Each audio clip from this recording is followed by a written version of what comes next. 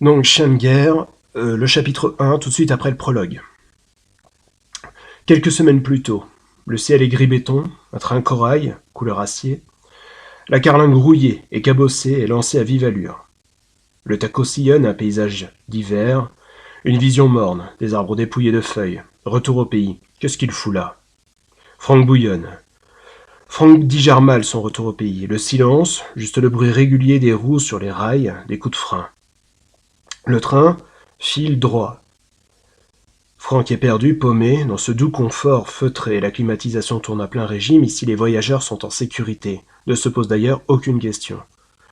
Les vitres épaisses et blindées du train protègent du monde, un cocon. Le corail, immatriculé 458 RE3, est quasiment vide.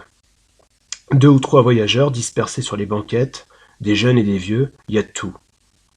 L'odeur de transpiration se mêle au déodorant bon marché.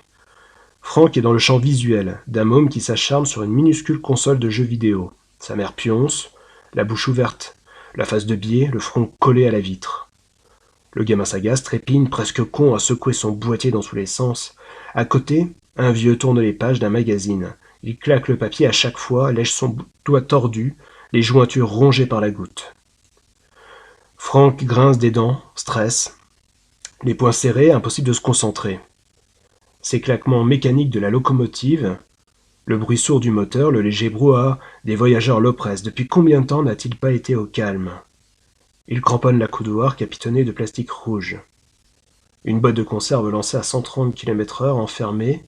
Les autres, Franck les calcule depuis un moment, des gens comme des extraterrestres planqués, des aliens trop calmes. Franck se crispe encore plus. Loin de sa garnison, loin de son équipe, des gars, ses frères, Grand Franck est loin, seul, ramassé sur son siège.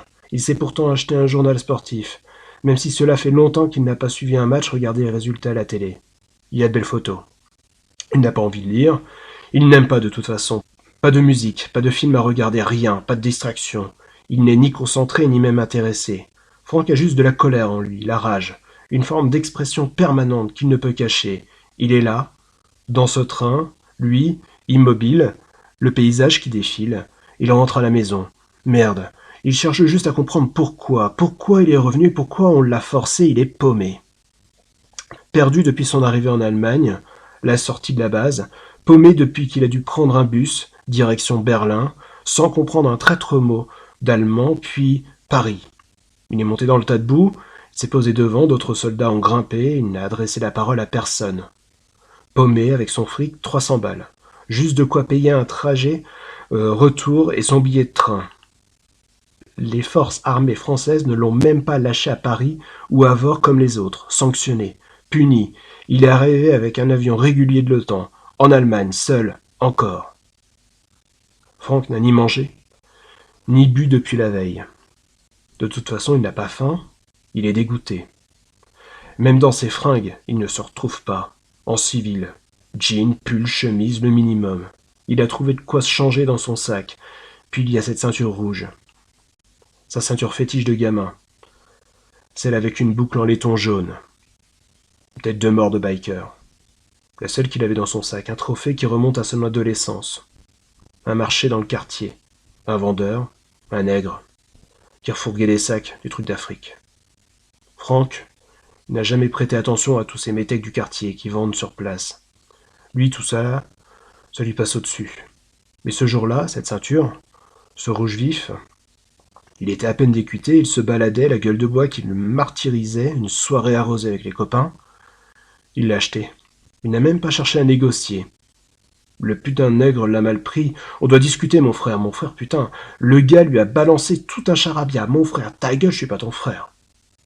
Franck a payé, c'est tout. Il avait 17 ans. Un gamin terrible, un petit con. Franck en a 32. 32 maintenant. Il presse entre ses jambes son barda, un sac épais en toile de jute, vert crado. Sa vie tient dans ce sac de voyage réglementaire kaki.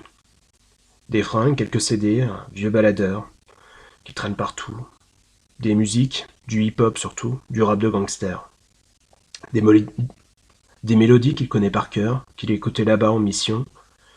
Il a gardé son béret dans sa poche arrière, comme un doudou. Il l'a mérité. Il est un troufion, sa famille d'adoption. Il a l'impression d'être déconnecté du temps, des gens. Il a l'impression qu'on le regarde, qu'on le scrute. Le gamin en face, il le fixe. Le vieux à côté, une agression. Une sensation d'isolement, puis ce silence, ce bruit régulier. Loin de la peur, et pourtant, tout autant effrayé. Le gris du ciel se charge. Un hiver glacial bien loin des plaines de la frontière pakistanaise. Franck a l'esprit dans le vague, ses pensées sont encore là-bas. En moins de 30 heures, il a basculé, de la tension permanente d'un théâtre d'opération au calme relatif d'un transport en commun. Et cette musique étouffée. Le môme d'en face, qui se remet à remuer, s'agace à nouveau sur son jeu vidéo de merde. Ses oreillettes crachent en sourdine une musique en boucle, une horreur. Franck rêve de lui claquer la tronche, lui faire bouffer son jeu de merde. Il résiste.